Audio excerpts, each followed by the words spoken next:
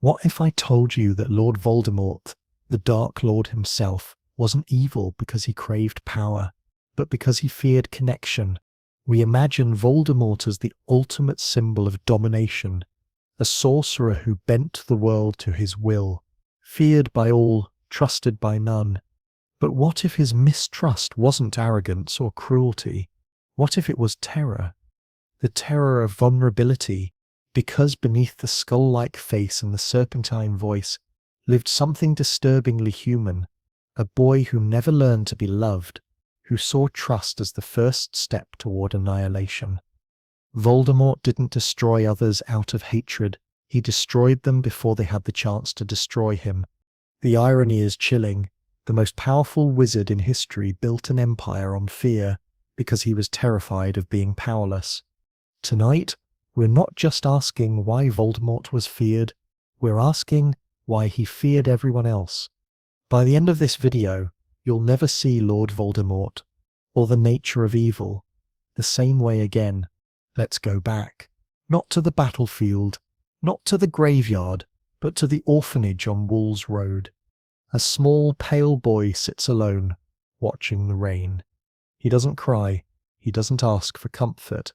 He simply observes coldly, curiously, as if he already knows the world won't save him. This boy is Tom Riddle, and this is where Voldemort's mistrust was born. The movies give us glimpses, Dumbledore visiting young Tom in Half-Blood Prince, finding a child who already speaks with contempt for others. I can make them hurt if I want to, Tom says. That line isn't just eerie, it's diagnostic. He's revealing an internal truth. If I can control others, they can't control me. In psychological terms, this is reactive attachment disorder, a condition where a child deprived of emotional connection grows up unable to form it later. Every interaction becomes a power game. Dominate or be dominated. Voldemort's mistrust wasn't learned from Slytherin's legacy or Grindelwald's ideology. It was learned in the cradle of neglect, and this early wiring shaped every decision he ever made. When Dumbledore offers him a teaching post, Voldemort refuses, not because he's uninterested, but because teaching means trust, mentorship, vulnerability. He doesn't want disciples, he wants soldiers. He can't stand equals, only instruments.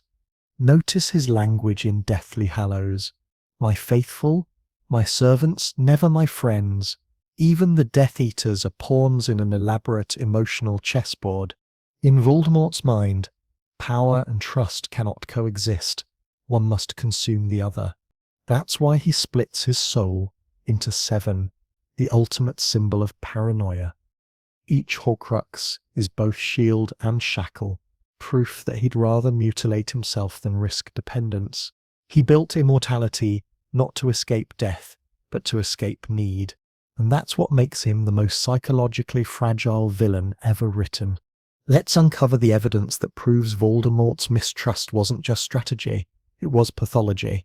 A deep psychological wound disguised as brilliance. The Horcruxes, fragmentation as control.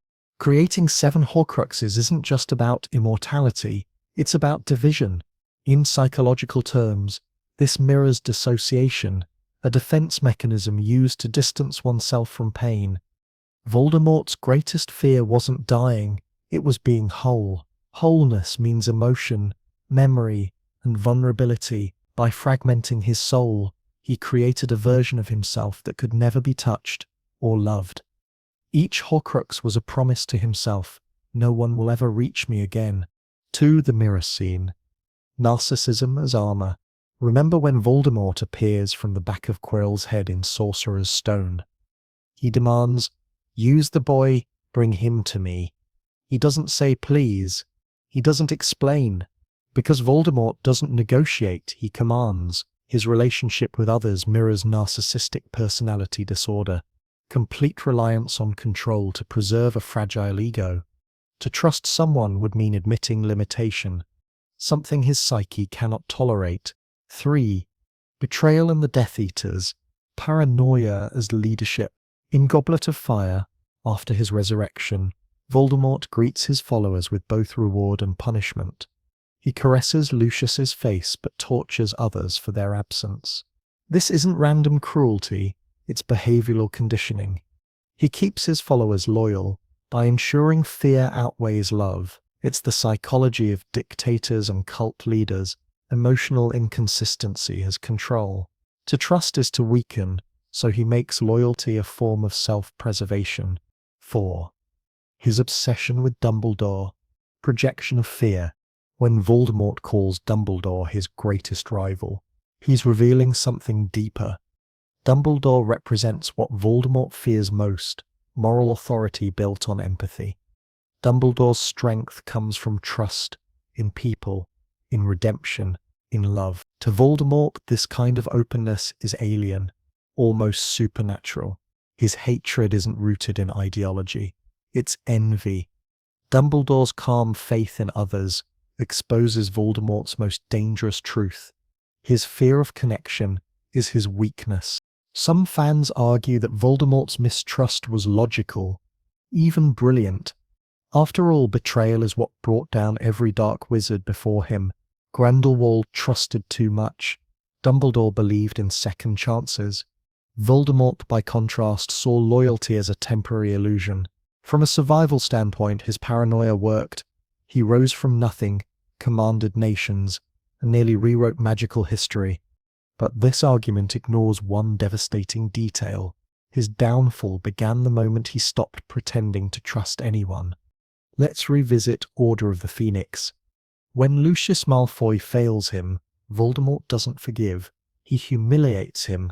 When Bellatrix shows devotion, he doesn't reward her. He belittles her affection. Over time, his inner circle becomes hollow. The Death Eaters obey out of fear, not loyalty. Their magic weakens because fear drains power. Even Nagini, his closest companion, isn't spared. She's a vessel, not a friend. Voldemort's empire is built like a fortress, impenetrable but airless. Without trust, there's no cooperation. Without cooperation, no resilience. That's why when the war reaches its climax, his entire system collapses. No one dies for him willingly. No one protects him out of belief. Another counterpoint often raised is that Voldemort trusted Snape, but look closely. Did he? In Deathly Hallows, when Voldemort kills Snape to claim the Elder Wand, he proves the opposite. Snape had given him loyalty, years of service, and absolute obedience, and Voldemort still slit his throat without hesitation. Why? Because he couldn't accept the idea that anyone but himself held true power. Psychologically, this is the self-defeating cycle of control. The more power he gains, the more threatened he feels. He can't allow love because love demands surrender, and surrender feels like death. This is where the genius of J.K. Rowling's writing emerges. Voldemort doesn't lose because he's outsmarted. He loses because he's emotionally bankrupt. His inability to trust isn't a flaw in strategy. It's the very essence of his downfall.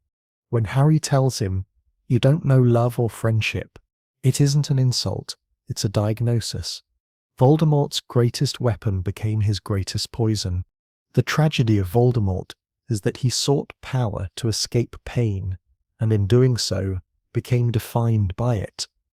He feared trust because trust once betrayed him. He feared love because love once abandoned him. In trying to erase his vulnerability, he erased his humanity. In psychological terms, Voldemort is the embodiment of defensive detachment, a mind that builds walls so high it forgets what it's protecting. He thought fear could replace affection, control could replace compassion, and domination could replace connection. But here's the truth.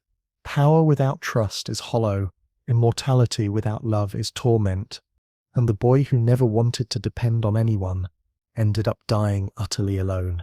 Voldemort teaches us that to deny vulnerability is to deny growth, that control without connection is not strength, it's fear in disguise. So, next time you think of the Dark Lord, remember, he didn't fail because he was defeated. He failed because he refused to be human. And perhaps that's the darkest magic of all. Remember, it does not do to dwell on dreams and forget to live.